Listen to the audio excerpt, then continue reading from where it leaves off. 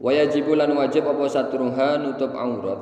Aidon halimale fi ghairi sholati ing dalam sakliyane salat. Anin nasi saking menungso. Menutup aurat itu wajib tidak hanya di dalam salat saja, tetapi di luar salat pun juga wajib. Ketika kita di rumah, ketika keluar dari rumah, ke sekolah, ke masyarakat, kerja, pokoknya menutup aurat untuk orang lain itu hukumnya juga wajib. Seperti aurat kita tutup ketika melakukan sholat. Wa fil khalwati lan ing dalam sendirian, dalam keadaan sepi, illa kecuali li hajatin krana hajat. Rupane min iwtisalin, contohnya untuk mandi. Nah, ketika kita mandi karena ada kebutuhan, ada hajat untuk mandi, nah itu boleh membuka aurat. Boleh membuka aurat ketika mandi. Dan memang ya biasanya kita buka aurat ya. Kalau mandi memang ya kita tidak pakai pakaian, kita lepas semua pakaian. Ya kalau tidak dilepas ya bagaimana, kan kesulitan untuk membersihkan. Wa nahwihi lan sepadane mandi ataupun pekerjaan yang lainnya yang memang mengharuskan untuk membuka aurat, ya itu boleh karena hajat. Wa amma satruha anapun utawi nutup aurat an nafsihi saking awak dhewe ne wong, fala yajibu moko ora wajib. Menutup aurat untuk dirinya sendiri dari penglihatan dirinya itu tidak wajib. Lakinnahu akan tetapine wong iku yukrahu dimakruhkan apa nadruhu melihatnya wong ilaiha maring aurat. Menutup aurat untuk diri sendiri itu tidak wajib, tetapi melihat aurat kita sendiri itu hukumnya makruh. Sampai sahabat Ali itu pernah saya ceritakan bahwa selama hidupnya tidak pernah melihat kemaluannya sendiri. Sahabat Ali bin Abi Thalib itu, karena makanya kita mendoakannya bukan radhiyallahu anhu tetapi karramallahu wajhah. Itu karena termasuk salah satunya beliau Sayyidina Ali itu tidak pernah melihat kemaluannya sendiri. Makanya melihat aurat itu juga ya kalau dalam kitab taklim itu juga termasuk sesuatu yang membuat gampang lupa. Itu termasuk salah satunya melihat aurat. Dalam kitab taklim dijelaskan seperti itu.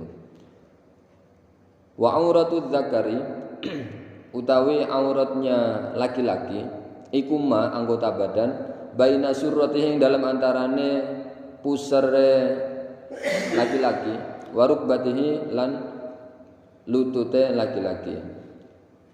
Auratnya laki-laki itu antara pusat dan lutut. Kalau kita sholat kita harus menutup aurat.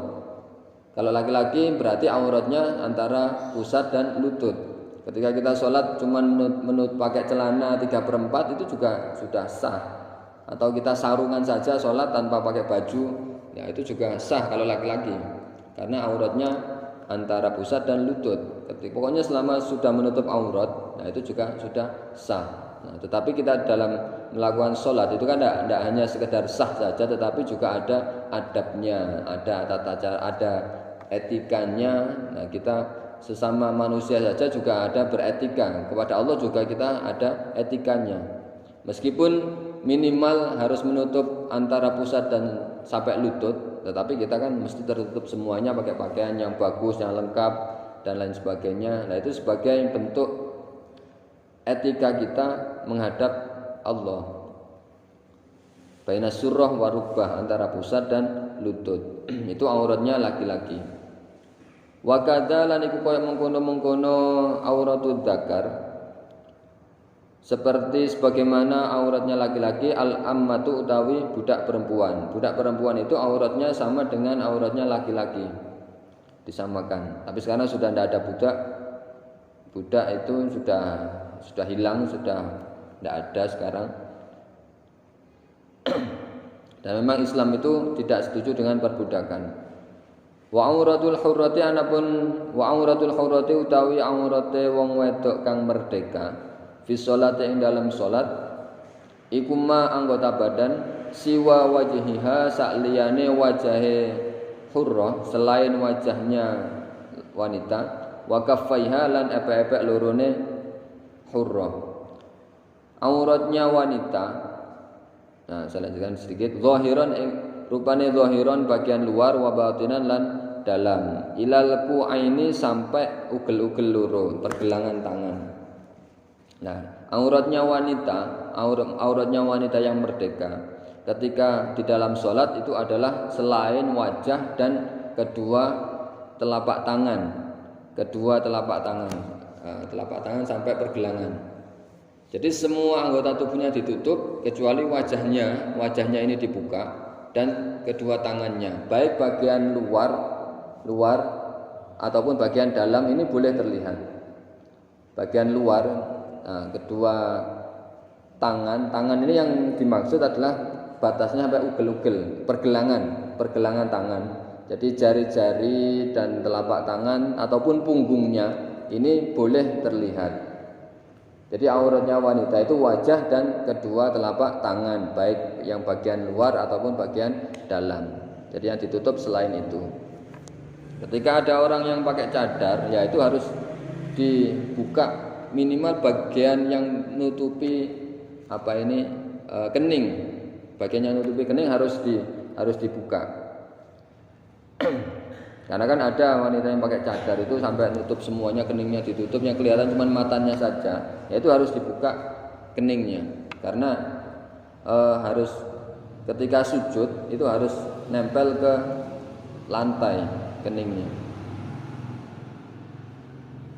Kemudian